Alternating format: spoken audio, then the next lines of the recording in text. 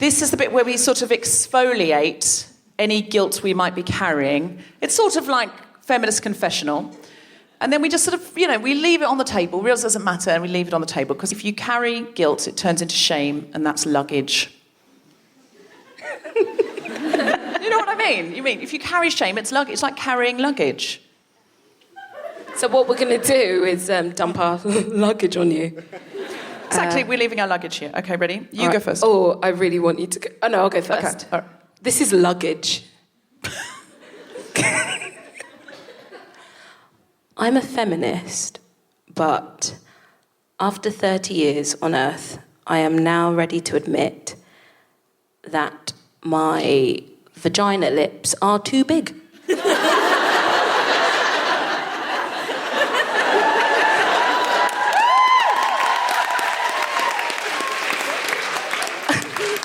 I honestly feel lighter. You're right, I should have gone first. Can I just explain? Oh, please. Please. I want you to sit in this uncomfortable mess with me for a couple of seconds. No, it's basically feminist Jackanory.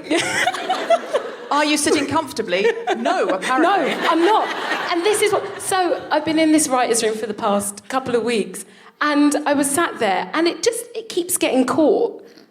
It just keeps getting caught. They're not, like, droopy, they're just plump. And we're all about body positivity, I love it, but there was a point where I sat there, sort of, like, trying to negotiate myself, and I just thought, fuck this, I want them to be smaller, fuck it. Like, I love me, woo, but make them a bit smaller. I just was getting pissed off. It hurt. I fucking told you I was bringing luggage.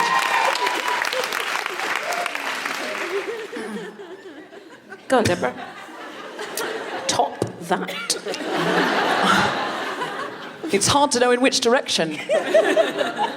I'm a feminist, but I was recently messaging a wealthy man in the comedy industry, and he said, I'm going to buy your book. And I said, you don't have to, I'll give you one. And he said, okay, can you post it to my home address? And I said, yes. And he said, can you sign it for my daughter? And I was like, sure. Oh, no, Deborah. What are you going to say? You can't withdraw it. You can't just go, no then, buy your own. I'm so callous, I would have. I don't. Well, you talk to him. This is just true. I'm a feminist, but I flirted with a shopkeeper on Thursday to get a 20-pack of bin liners for free. I'm going to need more information. Well, I was on the phone and to my boyfriend, and so I picked up the 20-pack of bin liners, and I was still on the phone, and then he stood in front of me, and I thought, I'm not going to stop this conversation, so I put it down, and I gave what can only be described as this face. And he went, no. And then I took it. And my boyfriend was like, what just happened? What just happened? What just happened? I was like, I got this 20-pack of bin liners. That's a true story. I just smiled. Basically, I just smiled at man. And he gave me bin liners. It's not the most romantic offering, but it is terribly practical. I needed bin liners. I mean, I'm a feminist, but when John Hamm announced this week, I am interested in playing Batman, I quote tweeted, I am also interested in John Hamm... ... You and John Hamm. We will be together at some point, I think. I don't deny it. I'm a feminist, but when Susan Wokoma sent me a text earlier today, one of my feminist buts is to do with vaginal lips. Just warning you. Firstly, I didn't know it was going to be that. And secondly, I thought, so it's going to be that kind of show, is it? We've got fancy theatre guests coming. That's why I did it. We've got very fancy theatre guests. Live from King's Place in London, the Spontaneity Shop presents The Guilty Feminist with me, Deborah Frances-White, guest co-host Susan Wokoma, and very special guests Ella Hickson, Lara Rossi, and Samuel West, talking about taking control of the narrative.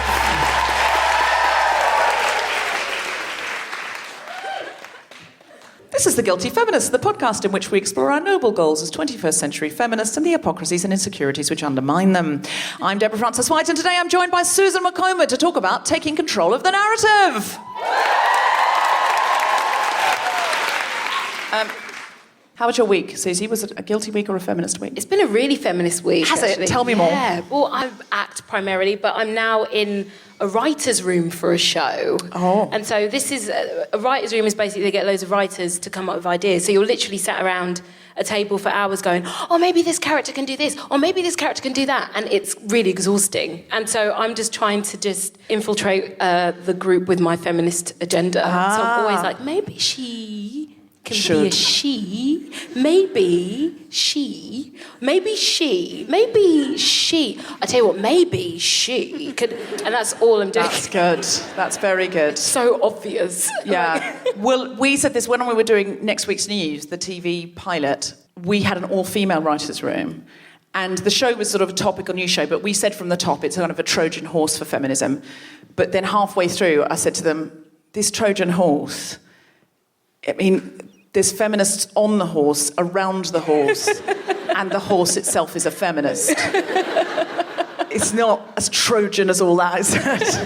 It's just some feminists going, we've got a horse, let us in. We've misunderstood the Trojan part. So I love that you're Trojaning away. Yeah. And that's starting to sound like condoms now, and I apologise. Is that why it's Trojan? Hold on, Trojan condoms is a bad name because it shouldn't be letting anything in. Secretly. I just realised that. Oh my God. That's a terrible name. Oh, this is a condom. Oh, we got a dick. Oh, hide the dick. The dick's in. Like, is that what it is? I now suspect they've poked a hole in 1 in every 100. And that's the one where the horses all leap out once they're inside the citadel. I've heard the worst writers' room stories. This is like the loveliest writers' room. In fact, it's quite difficult because we're all feminists in the room. And so I'm like, well, maybe. And everyone's like, yeah. Oh, that's like, good. Oh, yeah, but, then maybe she could do this and she could have agency, like, decide things. And they're all like, yeah. It's a really happy space. So, it's wonderful. I'm really enjoying it. And also, like, trying to make a difference in television, like, from the beginning. So, like, let's create characters and stories rather than being an actor on set going... How do I make this piece of shit work? Which brings us, actually, to our theme today. I knew it. Pieces of shit. No. Our theme today is taking control of the narrative. Because I think so much of our life is we live in somebody else's narrative, or we have to filter our own experiences through the narrative of the white straight man on the screen, or even with feminism, sometimes I feel like we're resisting the patriarchy's narrative rather than living our own. Do you know what I mean? Like, rather than... And I'm now really coming into this place where I feel like this wave of feminism more and more, what's exciting me, is that we're not just pointing at something going, we don't want that, and bringing hammers to knock it down. We're bringing bricks to build the world we do want to live in. Yeah. And we're starting to build spaces that we want to be in, like this, which is so exciting. And I think that's why we wanted to talk about this today, taking control of the narrative and being the author of our own story. Yeah, that's all I have. It's like being in the room again, where someone says that and everyone just goes, yeah, I agree, yeah. It's exactly like being in the room.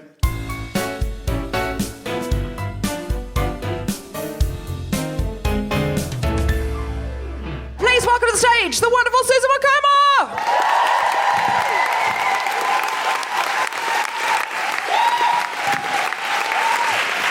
Hello, guys. What I'd like to discuss with you, I had a little bit of a think on a job that I was on this year. I was working with a director, and like most directors, he was middle-aged, white and male. And, some of them are good. But this one wasn't. We had a bit of a tough time with this dude, and there was a group of us who were a bit like, why is this guy? Why has this guy been trusted to helm this TV show? And we were told that the network, the channel, they called him the Golden Goose, which really fucking pissed me off for a number of reasons. Firstly, like, the idea of a golden goose is stupid because golden goose, they're not rare, they don't exist. So the idea that someone's a golden goose is that there's something that doesn't exist is really strange. But before my feminist awakening, I had to be honest with myself, and I have fallen for that illusion of the golden goose, somebody who's like the messiah, who tells you what's what and you believe it. So I was just thinking about all the times that this has been the case. The first golden goose that I ever met was a teacher called Mr. P. That's not his name. I really want to say his name. I was at primary school, and I went to school, primary school in southeast London. It was a really mixed group of kids. We had white, black, all different places from the diaspora, predominantly working class. And we had this teacher called Mr. P. And he was quite strange, because what he used to do on a Friday, which was thought of as revolutionary. He used to get all us kids down to the school hall, and he would make us sing war songs, which was odd for primary school, like 6-year-olds singing like, there'll be bluebirds over. I didn't know what I was. It was weird. And he used to also... And it was really strange. And he also used to have a portrait of himself in sort of like army get-up, holding a gun that he used to put by the end of the piano. Anyway, I sniffed this out. I was like, this guy is bullshit. And he used to think he was really funny. So one day, this guy, Mr. Pearson, with the gun, he didn't have a gun. Jesus, he didn't have a gun in the school. Different story. He used to think he was really funny. And this was around the time of like Tony Blair. So Tony Blair, things will only get better. It got worse. But he was telling a joke, stood up at the board, going, Tony Blair. His name sounds like Tony Blair. And all the kids started laughing. And I didn't. 6-year-old me was like... And he went, Susan, why don't you find my joke funny? And I said, just don't find it funny. And he was like, right, okay.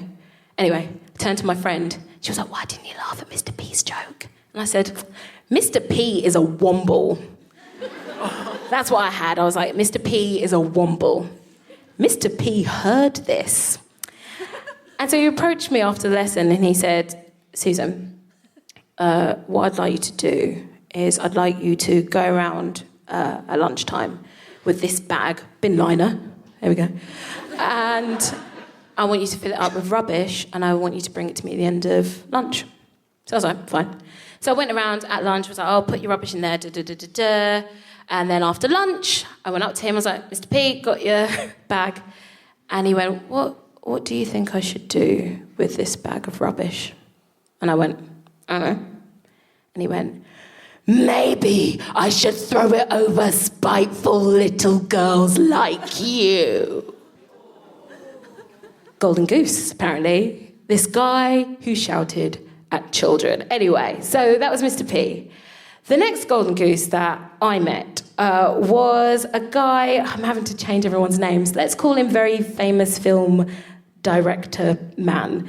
And I auditioned for this guy, and he was really sweet, my first audition, but he did one of the things that I always spot, which is when somebody has a Cockney accent. They put on a Cockney accent when I meet them. This has happened quite a lot. I'll meet somebody and go, hello, I've seen you in interviews. I know what you sound like. And he did this.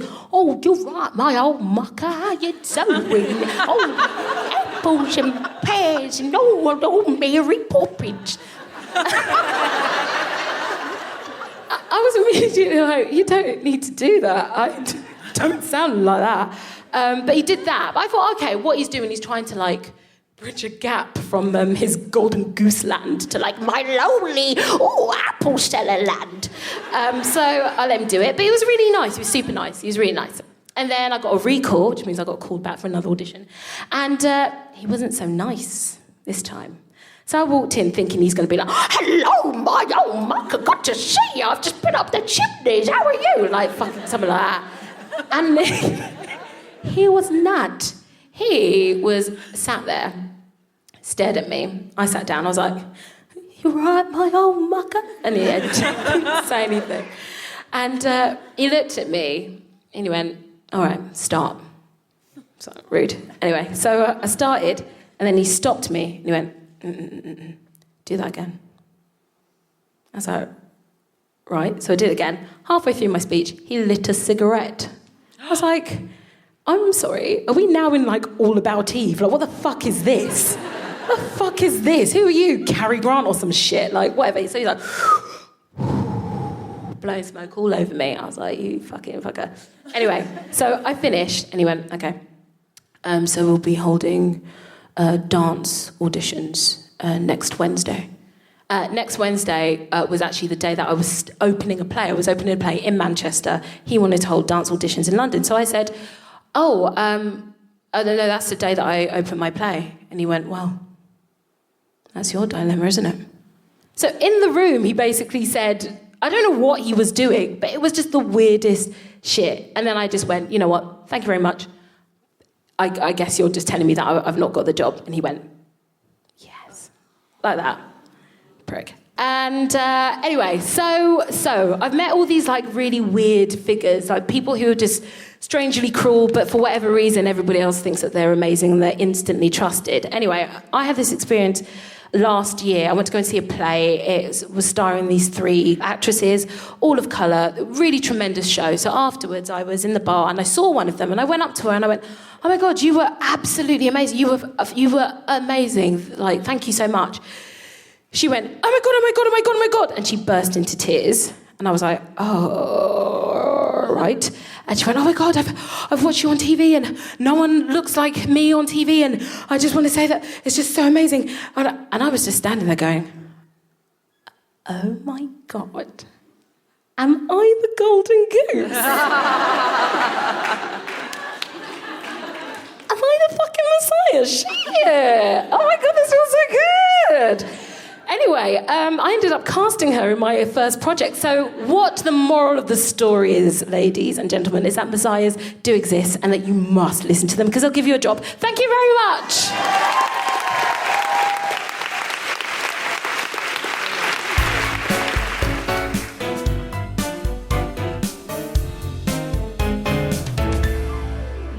Hello, hello. It's Jess Fosterkew here. Sometimes I co-host this lush Guilty Feminist. That's where you might know this voice from. I have my own podcast. It's all about eating called Hoovering. So I'm just interrupting to tell you that I've got my first ever live show, Live Hoovering in Manchester, with stars from Coronation Street, Bake Off, and the smash hit podcast All Killer, No Filler. Naturally, they're all women. Brilliant ones at that.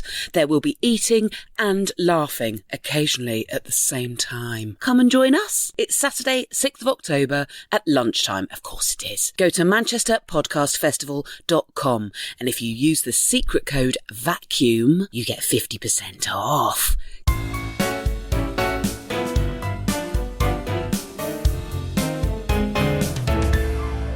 Please, can you welcome to the mic, Deborah Frances-White!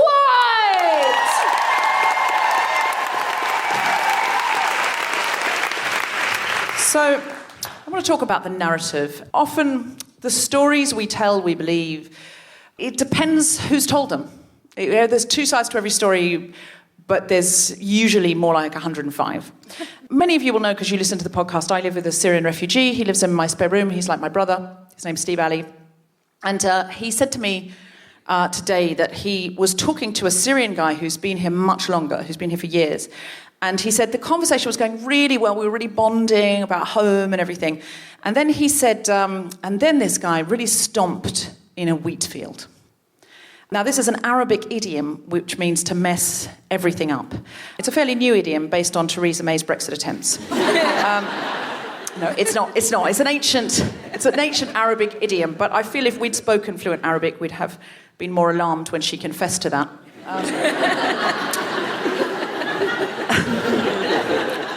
This chap, the way he stomped in the conversational wheat field was by telling Steve he had voted Leave. And Steve said, why did you vote Leave? And he said, well, there were all these Eastern Europeans coming here, being a drain on the NHS. And this is a strong narrative. It's such a strong narrative that even immigrants believe other immigrants are the drain. Now, of course, that is one side of the story. If you have 10,000 people more here, you have 10,000 more people needing the NHS. That is a valid side of the story. There's one side of the story.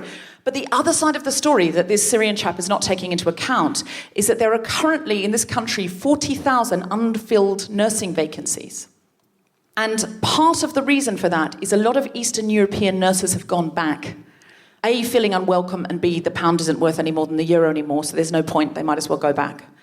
That's the other side of that story, that immigrants don't just use stuff.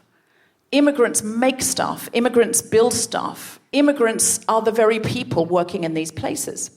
So if you allow 10,000 more people into the country and they all get a job, they all have a lunch break, and that means they all need a sandwich. And that means we need 100 more pret-a-manger's, which is the true cost to Britain of the refugee crisis. Clearly we have enough pret-a-manger's, but some of the people who work in those prets will be refugees.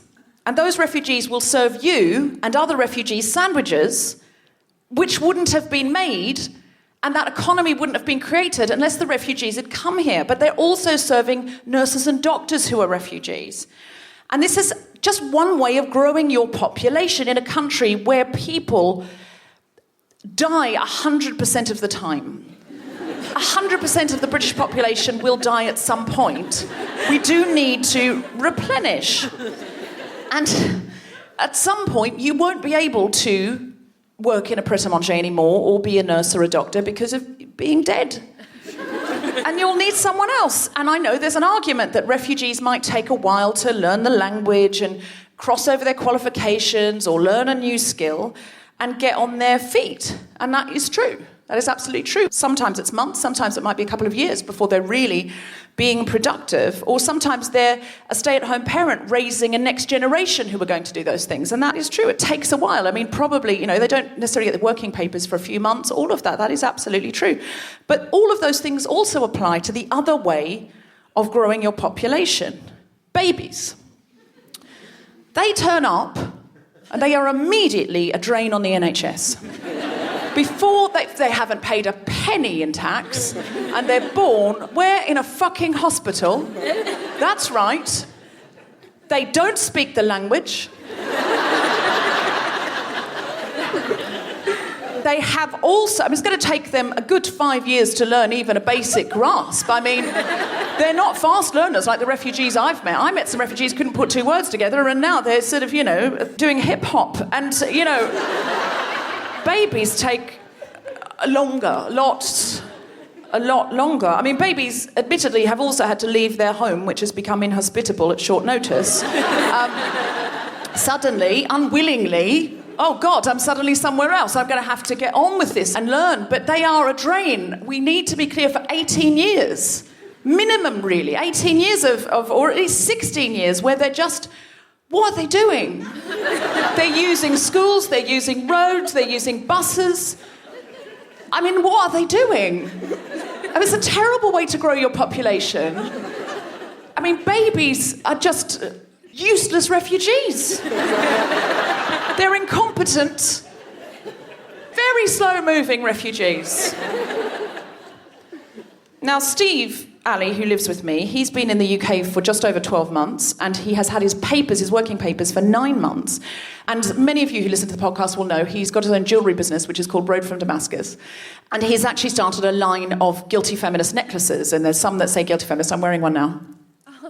And some that say woman in Arabic, which is really, really beautiful. And it sort of slightly looks like a W at the same time. It's very, very beautiful. And he's giving half the profits to his mother's project in Turkey, because she is also a refugee, and her project helps female refugees get a craft in a place where perhaps, they turn up and they don't speak the language. And the other half is for his continuing education, because he's got to go back to uni because his education was disrupted. And he said yesterday was the very first time, because of the amount of orders that he had to hire somebody to help him polish and put the necklaces on chains and that kind of thing, box them up. And he said to me, very proudly, he said, I counted it as 9 months before I started employing a British person for £10 an hour. What's your 9-month-old able to do? Who's it hiring? I know what you're saying. Oh, no, but she's not crawling yet, but I read in a book that those that are slow developers are really much cleverer. No, they're not. Your 9-month-old is useless compared to Steve. That is... She or he is contributing nothing and will continue to... What I'm saying is... I'm suggesting it. We quit babies for 5 years and we replace them with refugees. It is a better model. It's clearly a better model. Just saying, you just got to rethink the narrative sometimes. We have all these assumptions because, babies write the narrative. They're in charge of the story with their big, cute eyes going, oh, look at me, I'm adorable. They're a drain. When the Daily Mail work out what a drain babies are, they're going to go to town.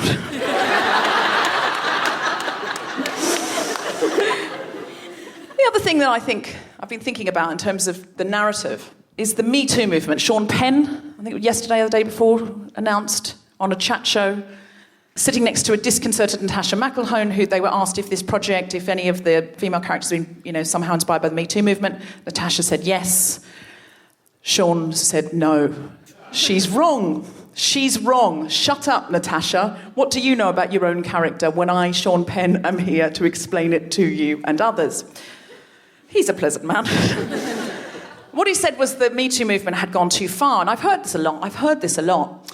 And, sometimes it pops into your mind, but every time I think that the Me Too movement has gone far, I do think that the previous women have to put up with any shit movement had a really good run. It's an excellent run, that did. That went on, that went on a long time, didn't it? Wide, deep, long, went all the directions for millennia.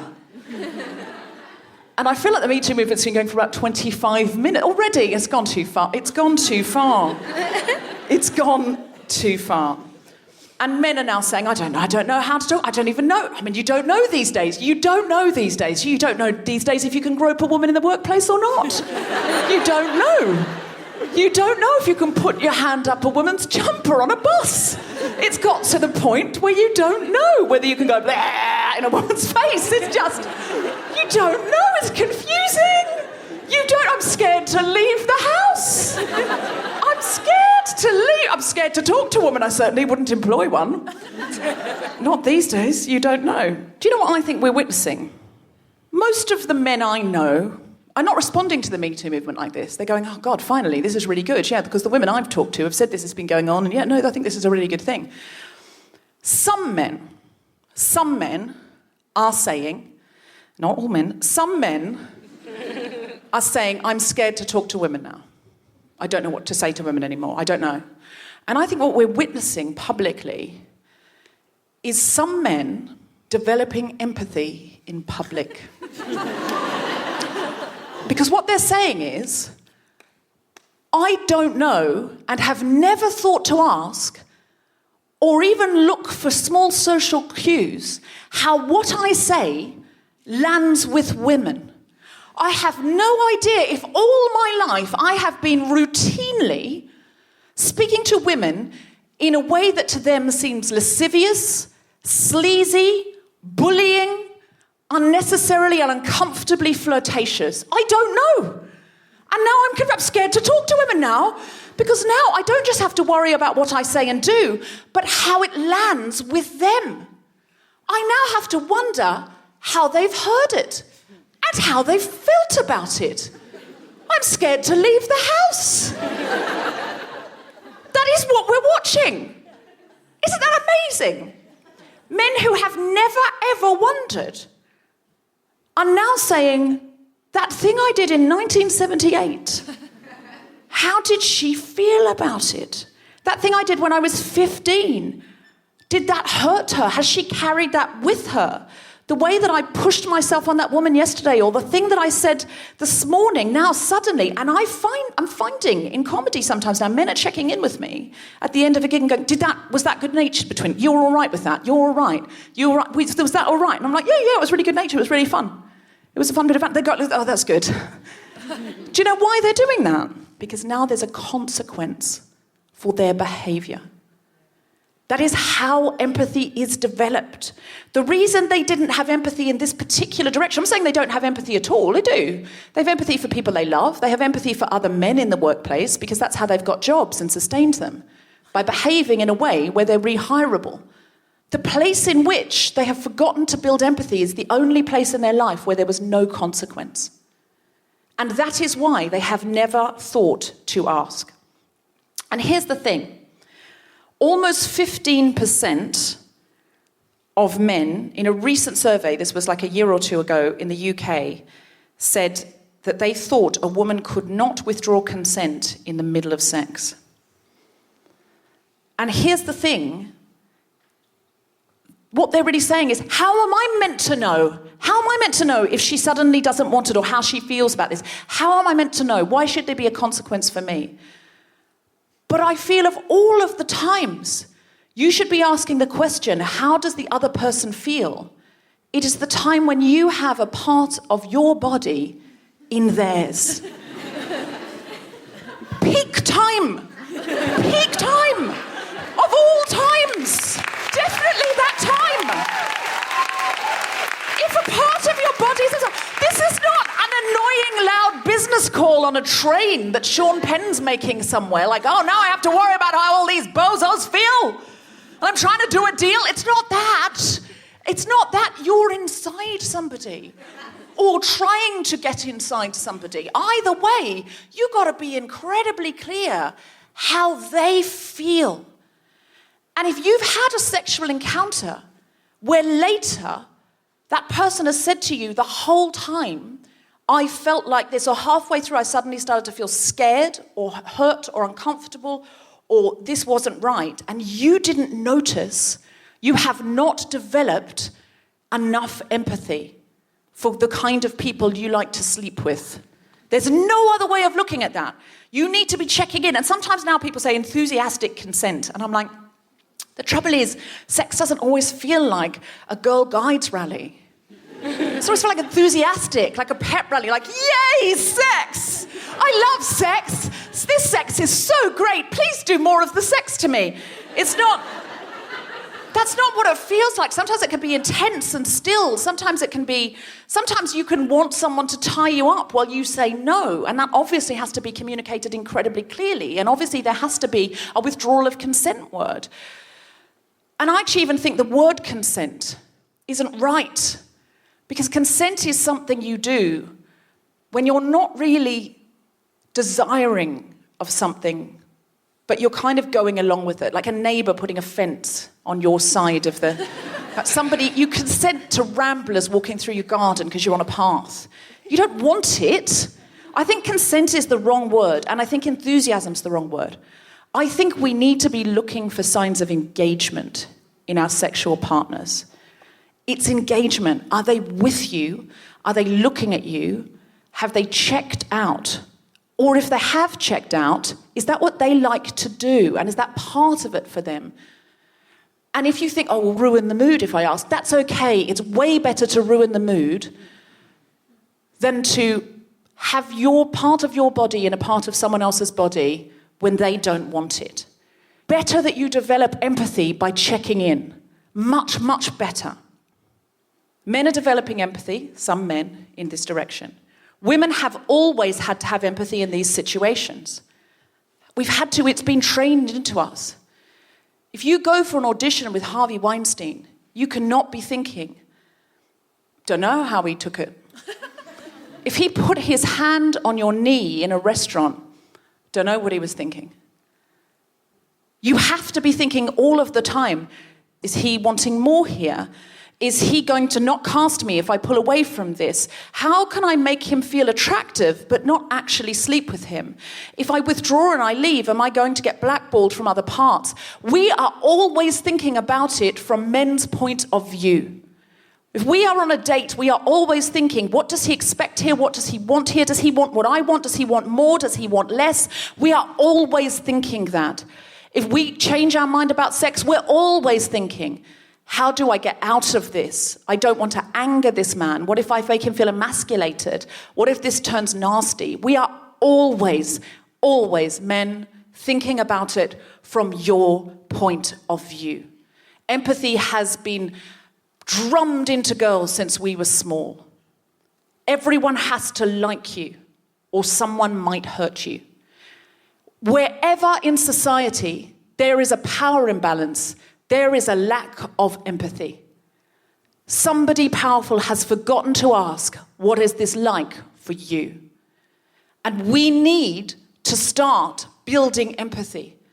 And we need to start building it everywhere, online, places like Twitter. Do you know who else have to be taught empathy? Babies. Hashtag babies, not as good as refugees. Babies wake you 4, 5, 6 times a night. Do you know why? They don't give a fuck about you. I was thinking about it from your point of view. They don't care. They vomit on your face. That's how little babies give a fuck about you. They are not empathetic to their own mother. They lived inside their own mother. They don't care about her. If she is asleep, they will wake her, then vomit on her, then pee on her. They will just keep going in a loop. We have to teach children empathy. Have you ever seen a very small child who maybe can't even talk yet, like a refugee can, and snatch a toy from another child? And they're not trying to hurt the other child. They've just seen a toy they want. And they snatch the toy, and they're so focused on the toy, they don't notice that the other child is crying. And if you're a parent or a carer, you say to that child, oh, she's crying now because you took her toy.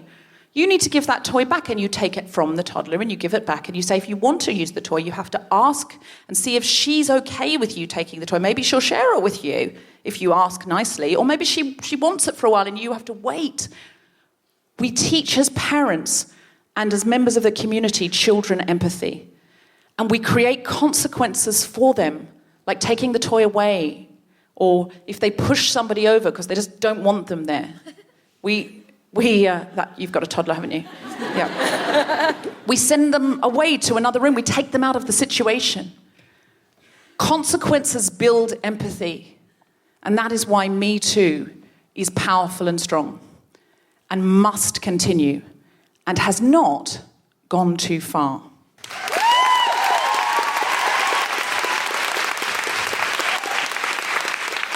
Hashtag refugees better than babies. Thank you very much.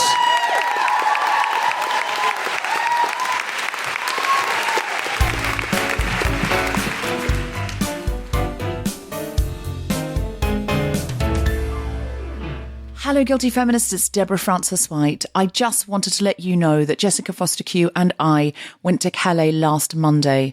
We spent time with the Women and Children Centre, and we met so many amazing families out there. The CRS are slashing people's tents pretty much daily at the moment, and they desperately need blankets, pushchairs, tents and sleeping bags. Please go to helprefugees.org to find out how you can donate things you already have, buy things especially for them on the website, or donate your time by volunteering. If you'd like to look at the Guilty Feminist necklace collection made by Steve Alley, go to road-from-damascus.co.uk. They're very beautiful necklaces, and they make lovely, lovely Christmas presents. Also check out Felicity Ward and Grace Petrie's websites to find out when they're touring to a town near you. And finally, we don't sell advertising on this podcast. We don't ask for money. The only revenue that we've got is from the ticket sales, but we always make sure that we pay all of our guests and everybody involved well, because it's a feminist podcast. Our only staff, this means Tom and me. And so if you ever email me and I don't get back to you, I'm so sorry. I'm just so busy at the moment. I've been on this book tour, which brings me to the book. We really want to keep doing the podcast every single Monday and maintain the quality and not take breaks or not put out repeat episodes. And the way that you could help support us do this is to buy my book, The Guilty Feminist. It's in Waterstones. You can go on the Waterstones website. You can go to any independent bookshop, your local bookshop, or amazon.co.uk if you must, and buy it. And if you could buy it now, that would help us maintain the podcast all a year round. It's had some wonderful reviews, and I'm very proud of the book. And I'd really love you to support the podcast. If you wanted to buy one for yourself or one for a Christmas present, it would mean everything to me, but also it would help us keep the podcast coming. So if you could pause the podcast and go and do that, I would be very, very grateful. Back to the show.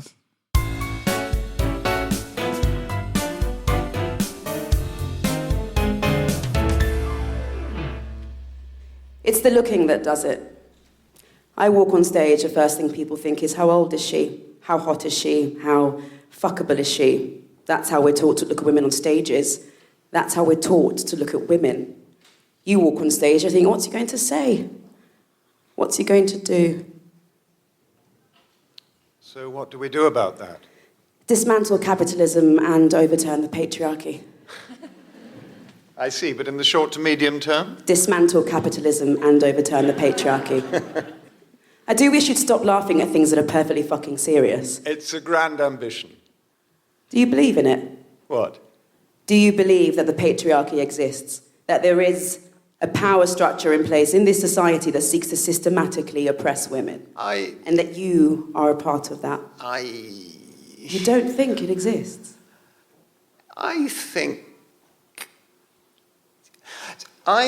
young women are angry for a lot of different reasons. And I think one of those reasons is that they feel disenfranchised. But I'm not sure that's any different from, say, issues with poverty or class or race or... But as a man, do you recognise yourself in the mirror as a power holder? Do you have a boyfriend? Brilliant. That is brilliant. I just mean, I'm just interested how this position, how this political stance operates in your personal life. There are men that get it. And that's your boyfriend. Do you dominate him?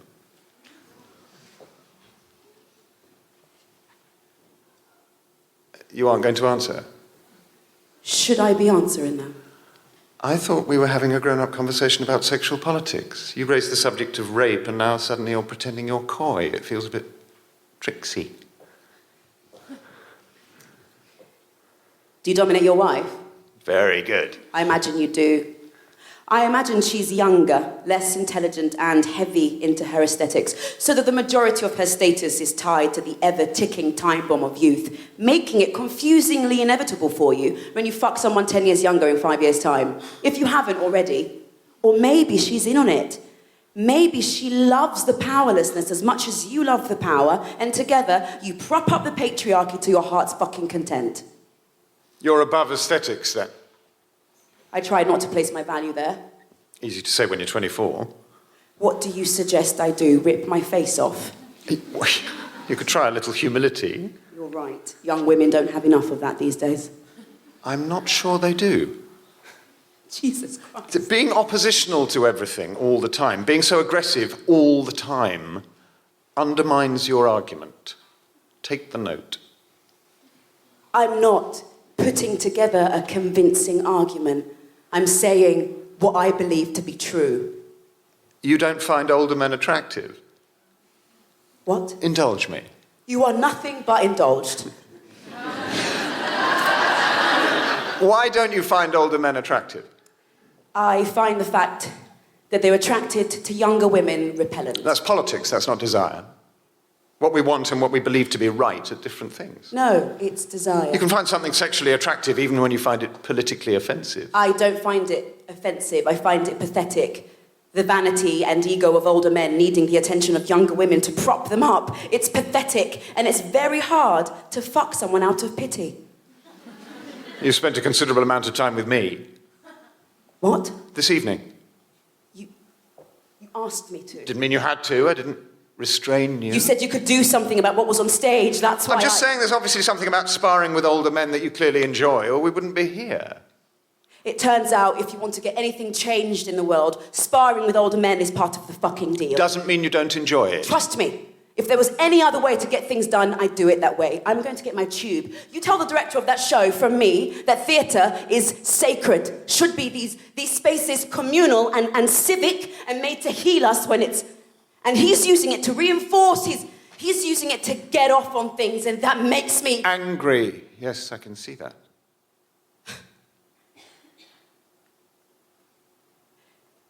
You don't recognise me at all, do you? Should I?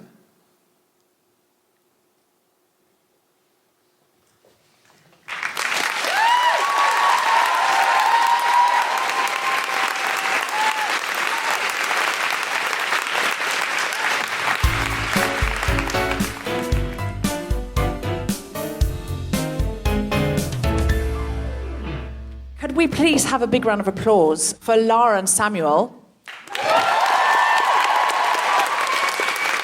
And Ella Hickson. Hickson, the writer of The Writer. Hello, I'm Samuel West. I'm an actor and sometimes a director.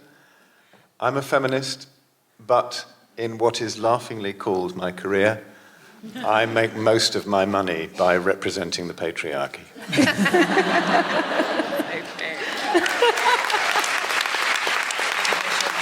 I think there's a little bit of false modesty to say what is laughingly called your career. You're a very famous and successful actor, Sam. I mostly play damaged aristocratic people next to whom brilliant independent women can self-actualise. I feel more self-actualised just sitting here, Sam. There you are, it's working. I'm getting a flutter of self-actualisation. Ella? Hello, I'm Ella Hickson. I'm a playwright. I'm a feminist, but I occasionally find a very convincing market argument sexually attractive. Say that again. A very convincing argument. Market argument. What do you mean? Like people that really, really nail the idea that capitalism is unavoidable, that everything reduces to the market. It's just a very good argument, and everyone goes, God, no, but we're all living it all the time. So they win because they just go, the world is living it. And so it's my favourite argument because I can't always win it, whereas the other ones, mostly I can win. And you find trounced in an argument about capitalism sexually arousing? I occasionally find being trounced in an argument sexually arousing because it's not, all the time. Extremely rare. I love that. So you have sex twice a year? With dickheads, yeah. Great. Can't win.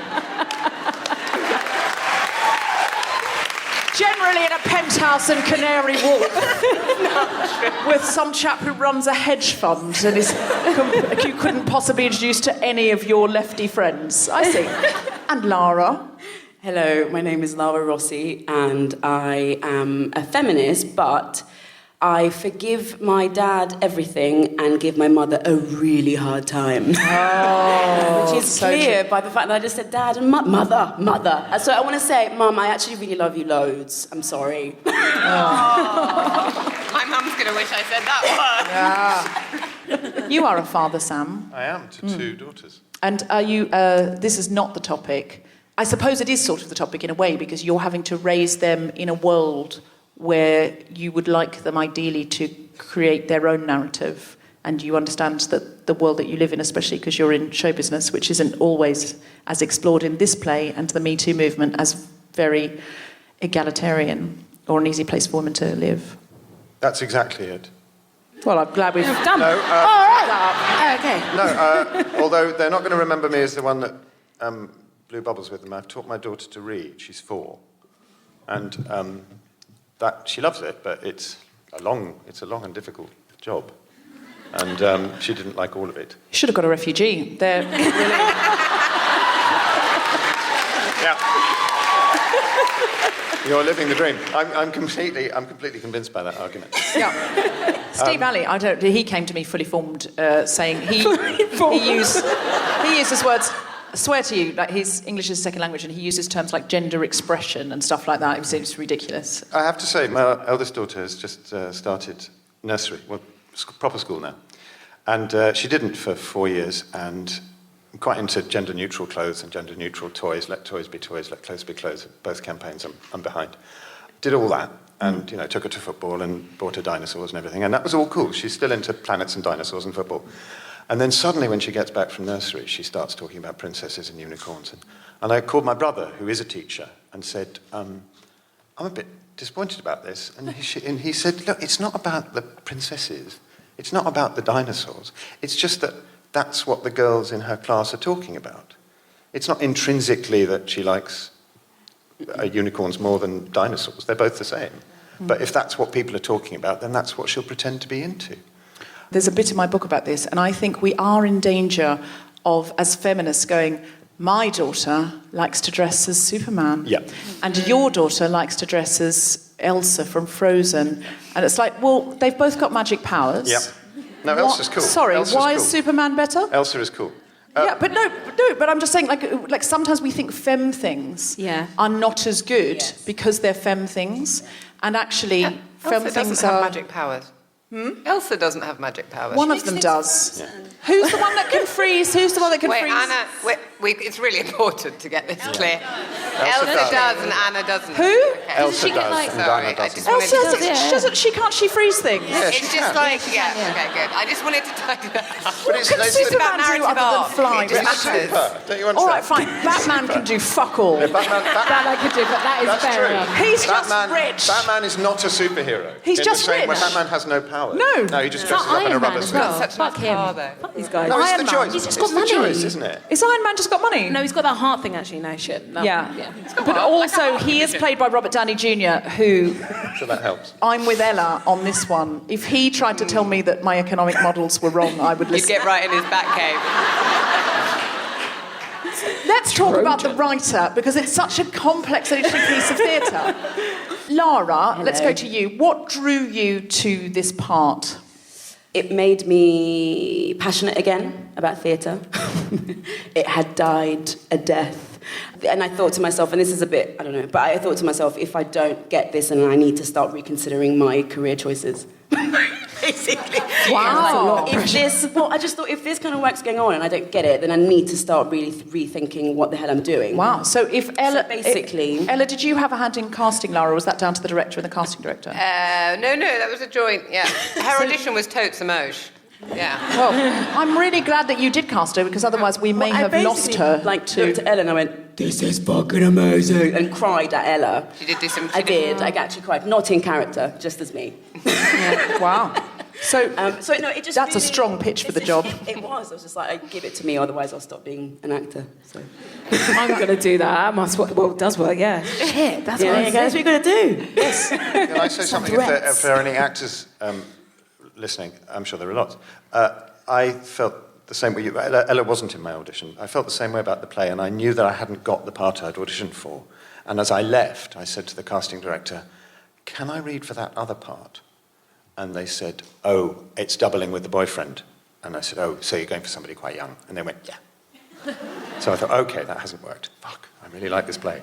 And then one day into rehearsal, when I was mid-audiobook in some studio, I got an email from my agent saying, would you like to play those two parts in The Writer? I said, when do they want me to start? They said, yesterday. I said, fuck yeah. Did somebody young drop out, Ella? I've never asked this question. No. What happened? No, we just didn't find the right person until we knew who the right person was, which was Sam. Oh. So always ask when you're leaving about the other part, because twice I've done that, and I've ended up playing the part. If you know you haven't got the first one, and you really want to be in it, ask about the other one. But, sweetheart, there isn't another female part in nearly every play. So I do see that this is great advice for men. But I mean, two really good ones in the row. Oh no, yeah, but sure. But Ella wrote it, so this is a different sort of play. 90% of the plays that get put on have one part for a woman. Blushing, if you're lucky, if you're lucky, there's one part for a woman. Sam, are you glad that you're here? You're the woman on Mock the Week. I don't know what to tell you. Ella, can you describe the play a little more for the audience who hasn't seen it? So we saw that opening scene, and the opening scene is a young woman leaving a theatre, and she ends up engaged in conversation with an older man, and they have this debate about what should and shouldn't be theatre, which turns into this debate about sexual politics. Yes, so the end of that scene, which is the first scene, is that he offered her a job and made a pass at her at the same time when she was much younger, when she was at a festival, no less. And he's since forgotten her. And you sort of end it there, and then on walk the real director and writer, and the real director and writer sit with the guy that plays the director and the lady that plays the writer, and they do a panel discussion about the scene that you've just seen.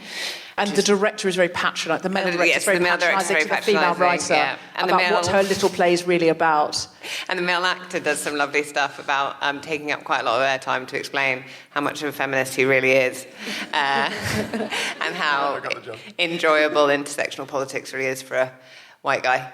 So that happens, and then you sort of see the writer, the real writer, go home to a domestic environment, and you look at how, like, female artists operate within conventional heterosexual romantic setups, and you see how both the sort of emotional life and the practical life of being a female artist doesn't really operate inside a domestic setting.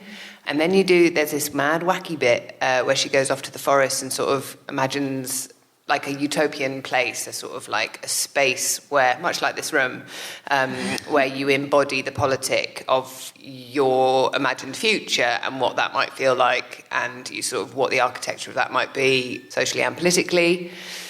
And then you see a rerun of the male-female domestic setup, but with a female-female domestic setup.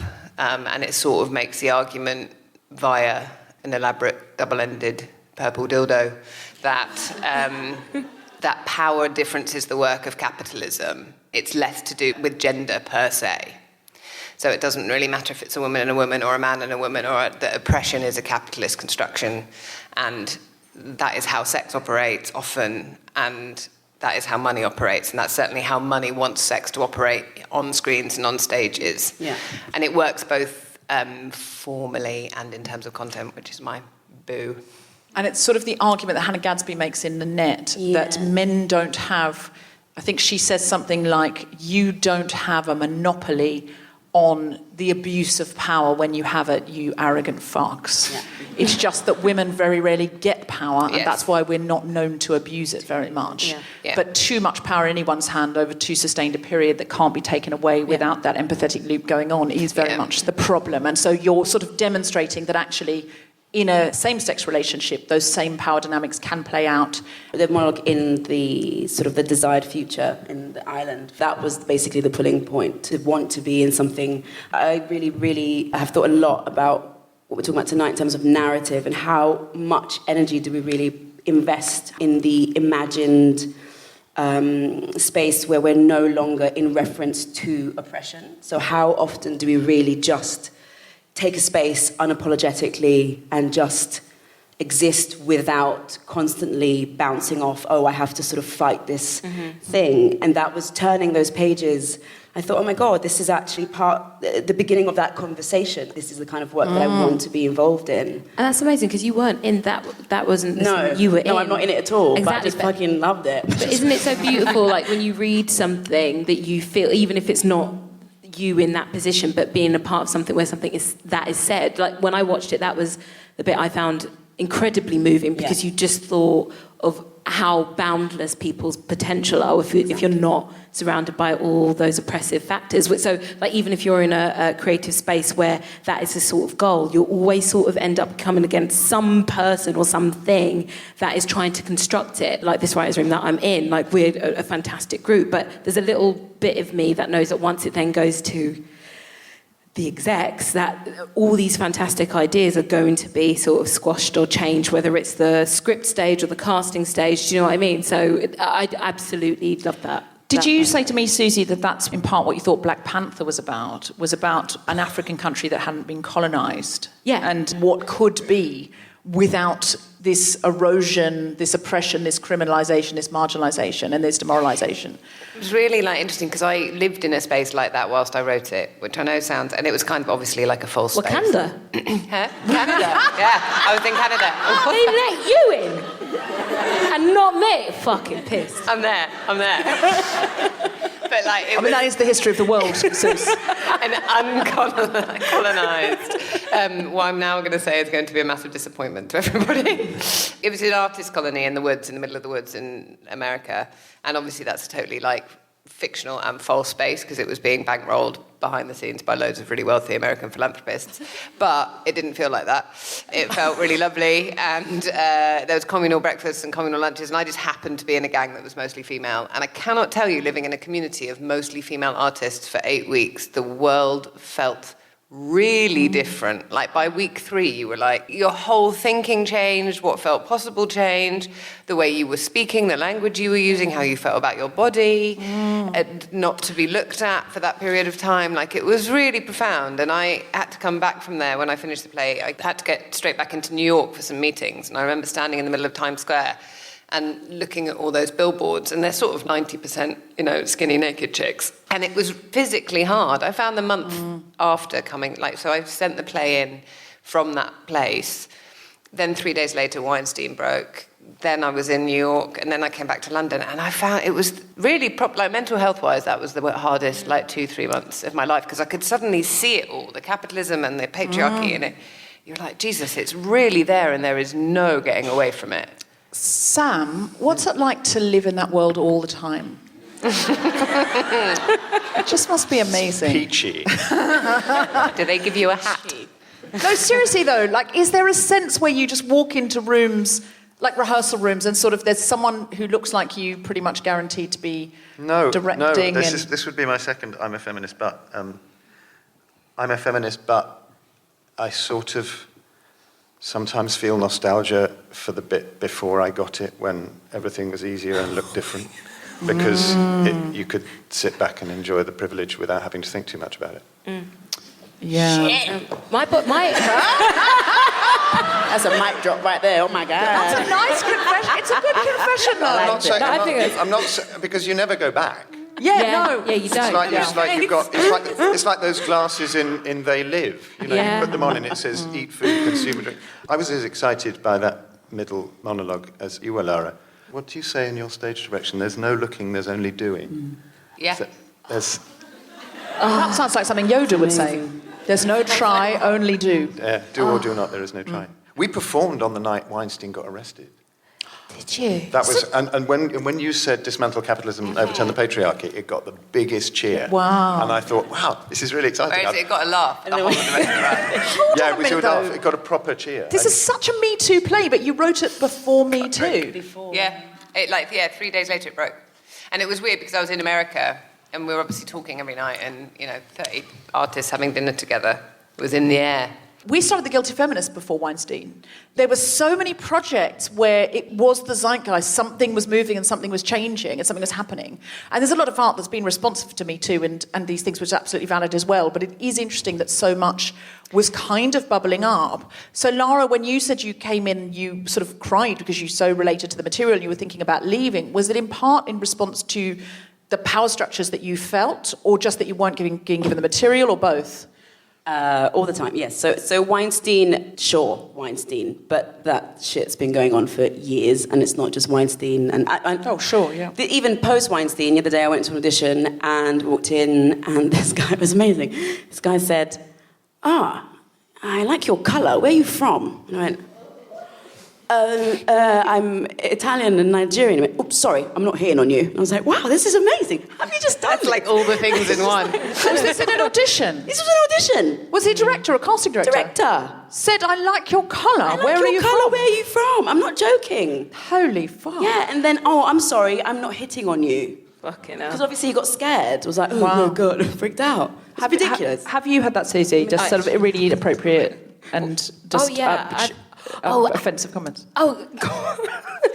We do not have enough hours with this podcast. And I'm not even being dramatic. Like, I tweet most of them. You can read as they happen. It's just rolling commentary. It's like fucking CNN. Like,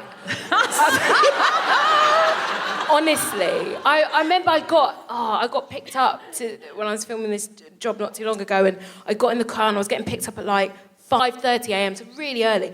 I got in the car with my hair like this, which is a big afro, and the guy, I can't even stress how loud he was, but he just went, whoa, look at your hair. Oh my God, that's going to take hours, isn't it? It's going to take hours. It's just so big. It's going to take hours. And I was like, I haven't even done my morning shit, and you're making this much fucking noise. I just didn't even know. I tweeted that, actually. I did, actually.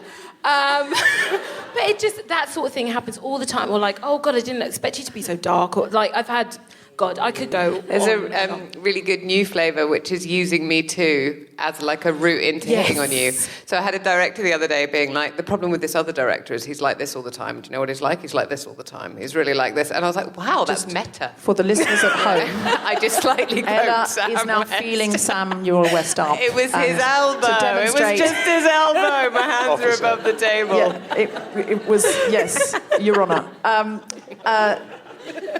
So how can we take charge and alter the story? Because that's what I felt when I watched the show. I felt it was like this, at first, that understanding that we all had, when the audience saw this extract of being kind of caught in that trap and that conversation. And then so when it kind of went into these other places about domestic role play and a sort of nirvana world in which women would be freed from all this stuff and women of colour would be freed from all this stuff, as well as white women. I never know how to say that now. Can I have a ruling on this? Go. Because sometimes you want to say women and then you want to say, but women of colour have a harder time. Yeah. But you don't want to say, the hard time white women have, and women of colour. Yeah. Do you see what I mean? Like, how do I say that? Separating women of colour and their womenness. People say now women and people of colour, and I see people on Twitter going, in fact, I've seen you on Twitter saying, don't say women and people of colour. Is that why you're talking I'm about a woman. No, generally, I've seen it, it's come up a lot lately, not just you. Loads of women of colour have been going, please stop saying women and people of colour, like women of colour are not women. Yeah. Is there a form of words I'm meant to use, or we could decide on now for the rest of the internet? Let's decide now. I don't know. I think we should let Sam decide. Sam decides. Sam. Nah. There is no Sam way knows out of all this the words. dilemma without me crashing and burning. I'm gonna You really amplify are the the women's woman on the voices and panel. move sideways. Well, it's really hard. Terminology is really hard because I know a lot of people who are very uncomfortable with women of colour. Yeah. I think... I don't love it. I don't love it. To be honest... I don't know when it got decided. No one sent me the email. It's a very American... I didn't get... Way Did that you way. not get the Black Association email that says, we're not doing this? Always has an American accent because... yes, I do... you're chuckling so hard because you know what I'm fucking talking about. Firstly, with people of colour and women of colour, I just sort of go for the juggling and say just people who are not white. Just if you're not white, that's what we're talking Well, about. I put that at one point in my book, and the editor went, then you're defining everyone as not What colour white. was your Orbiting editor? a white person. She was a Caucasian lady. Well, there we go. But it didn't say it the whole time. I said women of colour, but at one point I thought specifically the point is that they're not white, and that's why there's this extra oppression. She went, don't say non-white. I think she'd had a sensitivity read in the past. Yeah, The thing is, Riz Ahmed told me not to use non-white. So Really? he just said it defines everybody. what a glamorous person to have taught you that. I'll take the note. I Riz. thought. Yeah. Good old Riz. Well, that's what I mean. Well, that's exactly what I mean. Me and Riz Ahmed do not agree. Call me Riz. Let's talk about it. Over lunch.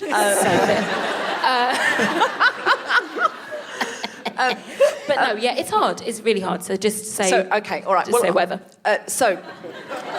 Brown chicks. It's an evolving conversation. What's really exciting as an occasional director is that seeing all white casts now looks really odd. I agree. And 5 years ago, even, it wouldn't have done. And if you're trying to cast, as you must now, diverse companies, then you and the casting director, I've just cast one, you and the casting director start talking about actors of colour, and that no longer means male actors. It just means, I mean, in the context of what we've been saying, sorry, Riz, it means non-white actors, male or female actors. And that's a useful shorthand. But I can't say anything more than that, really. No, best you don't. Yeah. But I'll stop there. wise. No, but I absolutely hear you. Anyway, sorry, this can be completely derailed. Cab. I just want to say, what can we do to take back the narrative more? Or as an ally, Sam, how can you ally for women to take back the narrative? Given you are a feminist in a feminist space, I only know you because you listen to this podcast and you have 2 daughters. Not that owning women should be the... It's true though.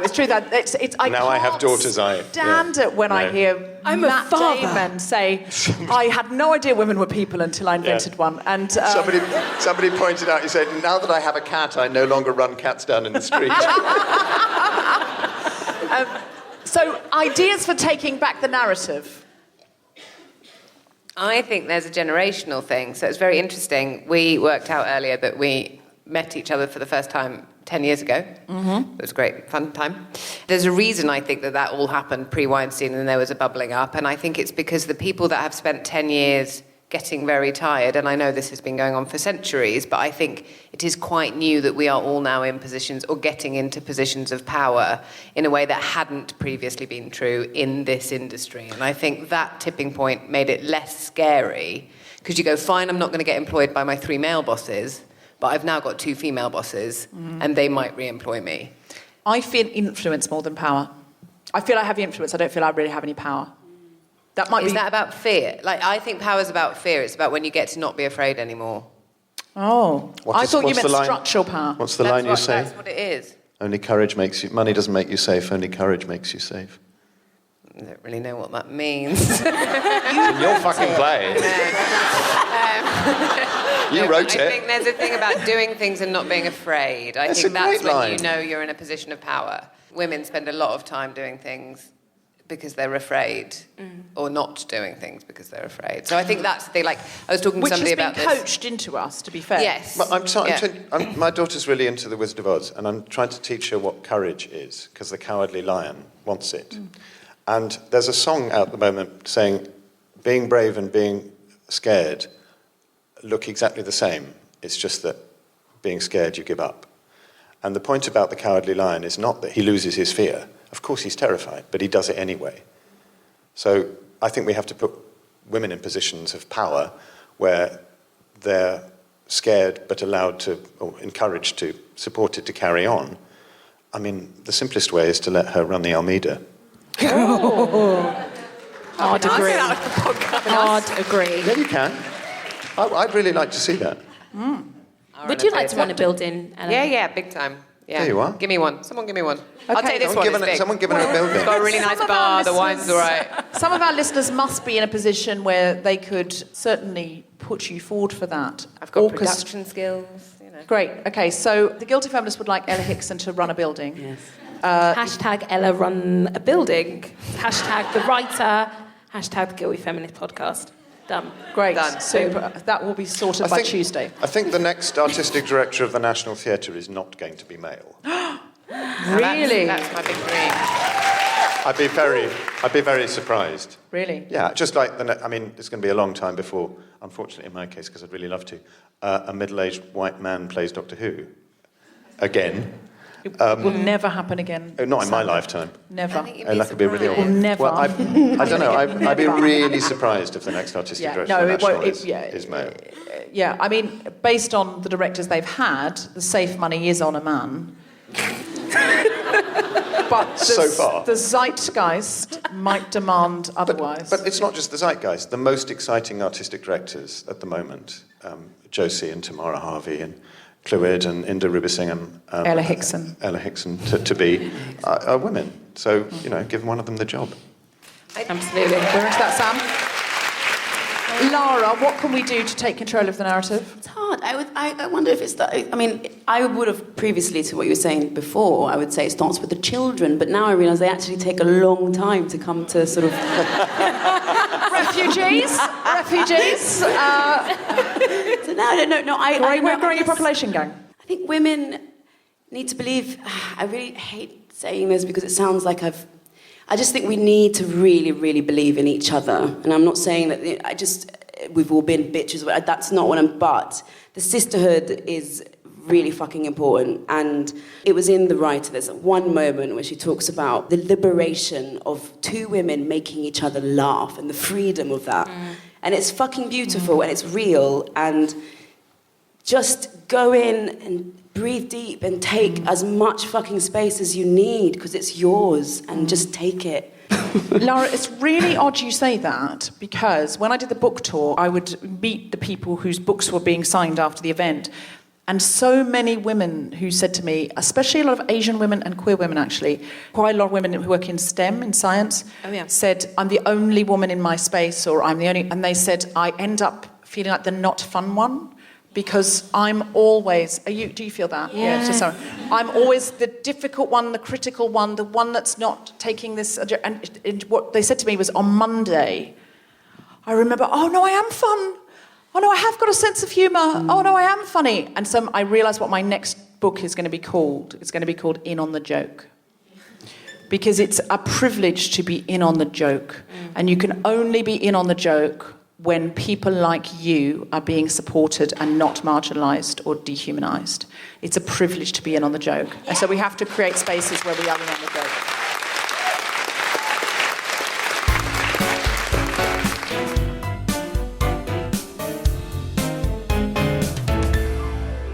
Do we have a question from the audience? Hello. Oh, there we go. What's your name? I'm Tasha. Hi, Tasha. I work in the museum sector, and it's completely dominated by people identified as women, and that's incredible. It's a really nurturing space, but we are still telling the stories of dead, rich, white men, and it's like we can't galvanise ourselves to tell our own narrative in that space, even when we have positions of power. Essentially, we're a Trojan horse, and we just can't get out the horse. So how do we? I said, you're in the Trojan horse, but you can't get out. Yeah. Is it locked on the inside, or...? I don't know. You guys, because you work in the theatre, and you, Susie, you're all in the theatre, and comedy tends to be, you do tell your own story from scratch. We are not beholden to Shakespeare in stand-up comedy. Thank God. So jealous. You guys need to answer this. Who makes the decisions? Who's making the commissioning decisions?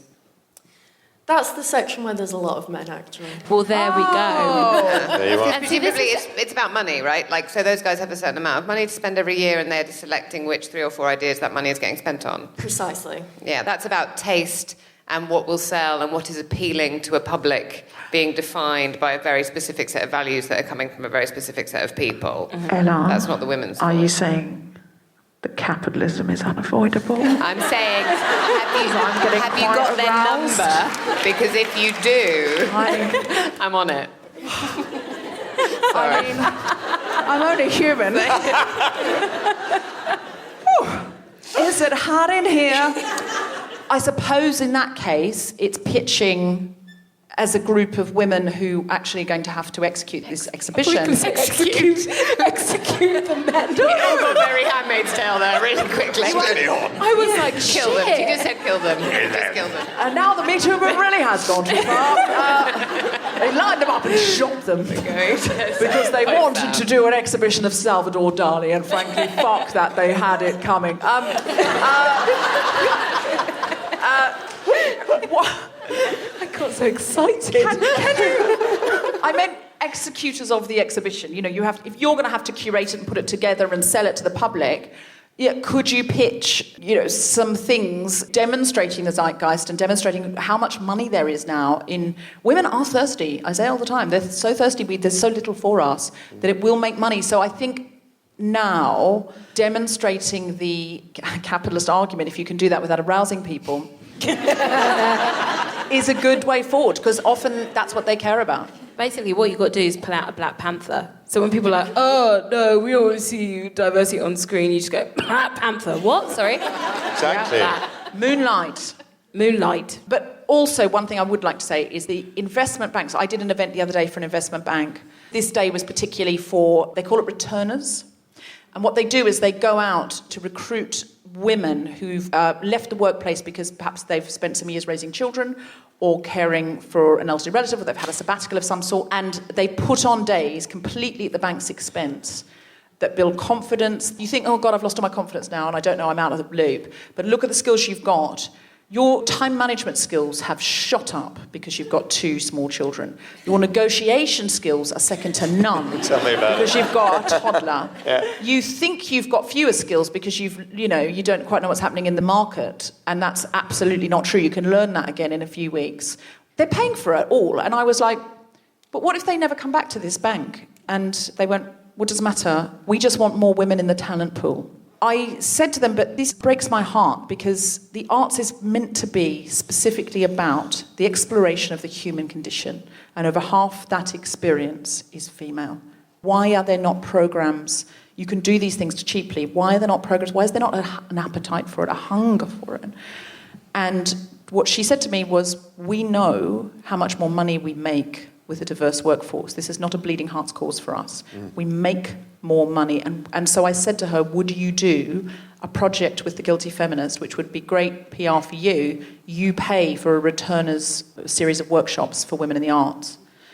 And she was like, oh yeah, let me go and talk to my boss about that, because I want them to put that day on and I want them to come back in. I want them to workshop, network, rebuild their confidence, and understand that if you're directing Hamlet from the same point of view again and again and again and again of the white straight male experience or the white bisexual male experience, which are the 2 that are allowed, you are not seeing it from the point of view of a mother. You are not seeing it from the point of view of someone who's just nursed their father and their father's died in their arms. And that is different, and the story will be different, and more valuable tellings will be told. And it is a way to take back the narrative. So I really, really, really want to do a returner scheme. And if anybody is out there and listening and was interested in doing an arts returner scheme for women, especially who've taken time out for children, please get in touch. Yeah.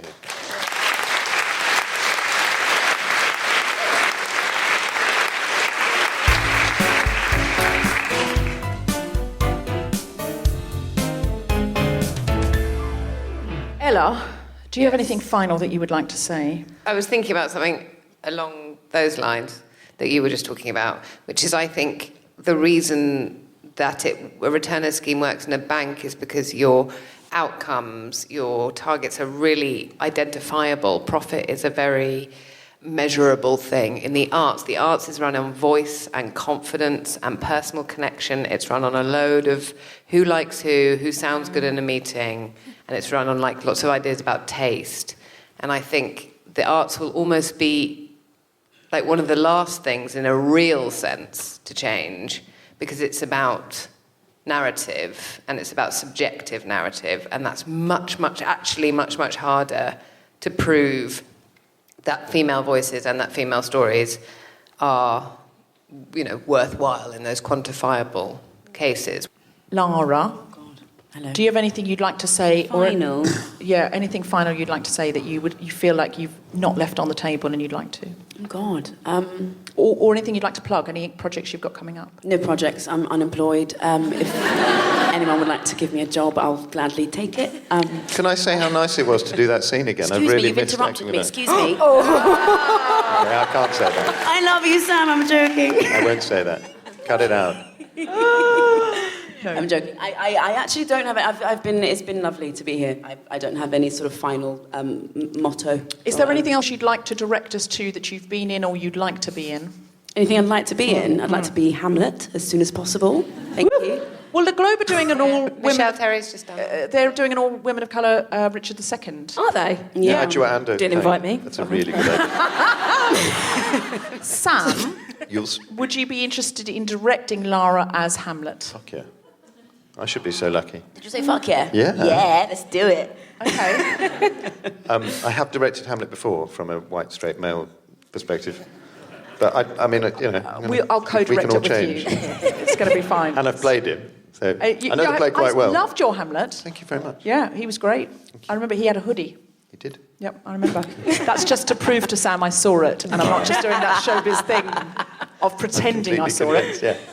Okay, so Lara, you would like to play Hamlet? Yes, please, thank you. And Sam's going to make that happen. I think if you're making that happen, we don't mind, because you will. We know you will listen and work with her because you're a feminist, Sam.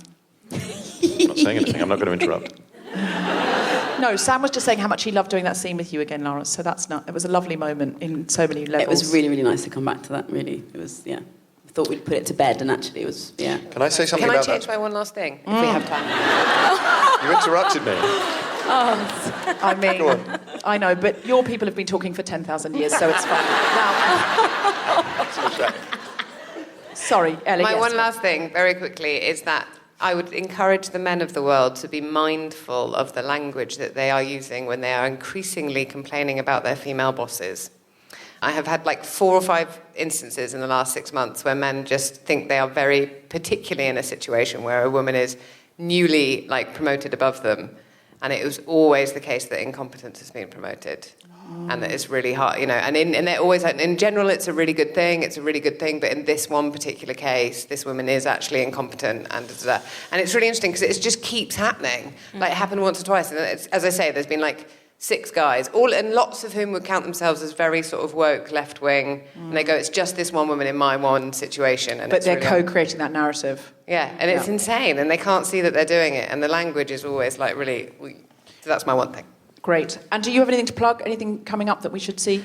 I do, but I can't say it out loud. Oh, no, I do. No, I can. Wendy and Peter Pan, a feminist retelling of Peter Pan, with Wendy at the lead. It's really good fun, and Tink's wicked as well. It will be at the Lyceum in Edinburgh this Christmas. Yeah, it was at the RSC a couple of years ago, but brilliant we're doing show. a new version, directed by women, written by women, on at a big, theatre. And It's is, really is it written by you? Yeah, it's written by me. Yeah. When you say women, Just a play. written by women, i.e. you. Yeah, me. And who's directing it? Ellie Road. Great. Yeah. Okay, so we'll have to come to Edinburgh to see that. And if Yeah. you're listening in Edinburgh, get tickets for that ASAP Yeah, this and come Christmas. along. It's good fun. Samuel West, do you have anything to plug or any last thoughts? Yeah, am I allowed to? Yeah, of course you are. You're a man. I don't want to go on. The first thing is that scene you just saw, when you see it printed, doesn't have the names of the characters, because Ella doesn't want you to know that you're watching a scene. It's not until afterwards that you realise you're watching a play. And Lara and I read it, and halfway into the second page, there's a really, really big speech, and they're just dashes for the people, and you work out who's talking in order. And Lara and I both said that we assumed that the first big speech was me. I was like, oh my God, this guy really gets it. And then, Amazing character. and then I say, I say I, and then there's another really long speech, and that's you as well. I remember you saying, just being on stage as a black woman with a middle-aged white man when I've got more to say than he has feels really important. Yeah. It was really hard in the rehearsals. I kept saying to Blanche, our director, Blanche McIntyre. Anyway, so I kept saying, am I being too loud? Am I being too much? That's what I mean by taking, I guess this is my last thought. There was a day when I remember, I don't know why or how, but I guess it was the support of Ella and Blanche in the room, being like, it's okay, be as fucking loud as you want. It's fine, that's what I've written, this is what it's about. And the penny dropped, and I just was like, I am no longer standing on the stage with a man who, in terms of power dynamics, has an easier fucking ride. I'm no longer apologising. I will shout at you. I'm angry. It's fine to be angry. And I remember just being like, oh my God, my voice is so loud. I'm huge. And I don't want to say sorry for that anymore. And I remember that real moment. Wonderful, yeah. What's your second thing, Sam? The second thing is that we haven't really talked about theatrical form because it sounds a bit like a turn-off as a subject. But actually, when I was doing this play, I thought, I've never really been near the cutting edge of theatre, but I sort of feel like I can see it from here. And what Ella gives you in this play, along with a different narrative, is completely different narrative forms. Like every scene is explained by the one that's just gone before, or undermined by it. And the narrators are completely unreliable. And you use the word cubist. I mean, stuff is piled on top of each other and happens simultaneously. And it's really fucking exciting. And it's very not male. And I found myself mistrusting the idea of cause and effect or linearity and just thinking, why don't we tell more stories in circles? Why? Lucy Prebble, who wrote Enron, which I was also lucky enough to be in. Who's the funniest person on Twitter, by the way? She's very funny. She's very great. Somebody died, and she quoted something from a Philip Roth novel saying, reasons are for books. People don't have them. And I thought, this whole idea of character having to make sense, that feels kind of male now. Can't we just sort of be a mess? And it was really exciting. I don't know where to go from here, but the thing that I would say most excited me talking about the play afterwards to people, particularly young women who were writing, was what might happen next. Yes, I agree. One reason I want more women to see this play is to be inspired by that subversive use of form and the Trojan nature of some of the themes. Do you have anything to plug? Oh, I do. My partner is a writer called Laura Wade, and she has written an amazing new adaptation of an unfinished Jane Austen, which sounds kind of safe and bonnety, but it isn't. It's very Pirandellian. It's an unfinished work by Jane Austen called The Watsons, and it goes completely nuts, and it starts rehearsing on Monday, so I must go home. And it opens at the Minerva Theatre at the end of October, so come and see it, because it's going to be great. Wonderful. We love bonnets. The suffragettes wore them. Yeah. Susan Wokoma, do you have anything else to say / plug? As a writer now, what I've been really attacking on screen is, the sort of rules. You get told, if you're going to write a show, particularly I write comedy, if you're going to write a comedy, this is the rules and da-da-da-da-da. And I'm now questioning everything, basically. Like, why do characters have to have like this A story, B story, C story, and then why? Who decided that? It was probably a man. And it reminds me of this Rash Dash show. They're a fantastic feminist theatre company. They had a show called Two Man Show, which was on in Edinburgh, I think last year or year before, and it was so beautiful because they were talking about language and the words that we use, and not finding women not having the words to express themselves or not having the language, because who invented that? And it was just a real moment where I was like, fuck, like, even the fucking shit that I'm so not. I feel so, like, not elegant but on this particular podcast. But I was like, it's so interesting that the very basis of language, like, who decided that, who came up with that, and I thought it was really beautiful and really poignant, and so ever since then I've been sort of challenging that, which had, And are we allowed to talk about your short film? Oh, yeah, we are. Yeah, so I've written and produced a short film for Sky, which is going to be on television on the 25th of September, so next Tuesday. So by the time this comes out, it'll be online. It's called Love the Sinner, and it was directed by a wonderful director called Jennifer Sheridan. And it's my first written bit of television, and I'm really excited about it. Am I allowed to say I've had a sneak peek? Yeah, you have. Yeah, go on. It's really, really good, and it's uniquely a story that Susan could tell, and it's inspired by your childhood. Yeah. And you play a mother that may or may not resemble your own mother. It's definitely my mum. Right, sure. I play my mum, and she left me a voice message yesterday, and it opened with, "Susan, you bastard!"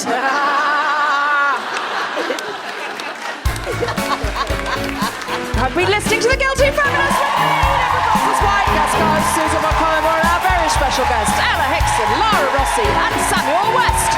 The recording engineer was Chris Sharp. The music was by Mark Hodge. The producer was Tom Salinsky for the Spontaneity Shop. Thanks to Zoe and Sally and everyone at King's Place, as well as all of you for listening. For more information about this and other episodes, visit guiltyfeminist.com.